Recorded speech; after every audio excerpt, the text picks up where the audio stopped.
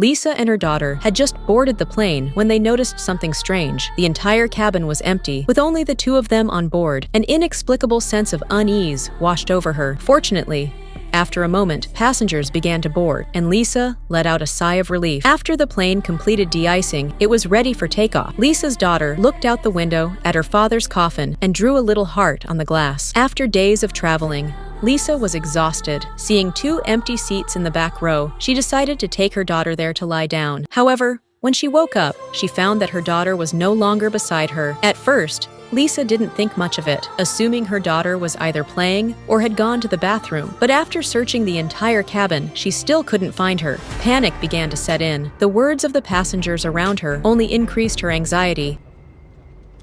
Is something wrong? I'm looking for my daughter. Have you seen her by any chance walking by or... I don't think so. How old is she? She's 6. No, I never saw her.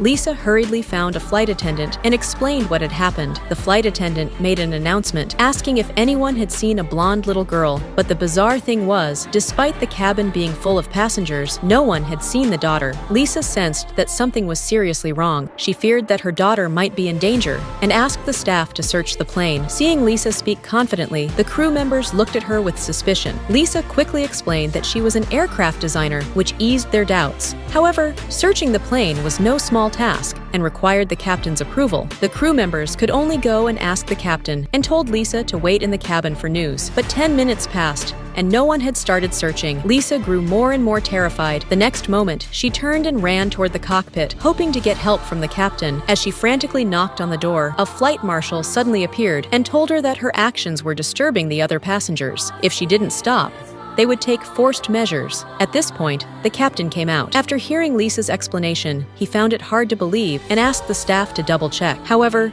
the result was still the same. They couldn't find any boarding information for her daughter. The captain began to suspect Lisa. Seeing that no one believed her, Lisa explained why she was on this flight. A few days earlier, her husband had tragically fallen from a building, and she was bringing his body back to New York for burial. The coffin was in the cargo hold. The captain asked her if she had drunk alcohol or taken any medication before boarding. Lisa admitted that she had been taking anti-anxiety medication recently. The captain immediately understood and concluded that Lisa might be suffering from a mental breakdown, possibly causing hallucinations. But Lisa hurriedly denied this, insisting that her mental state was fine and that her daughter had definitely boarded the plane with her.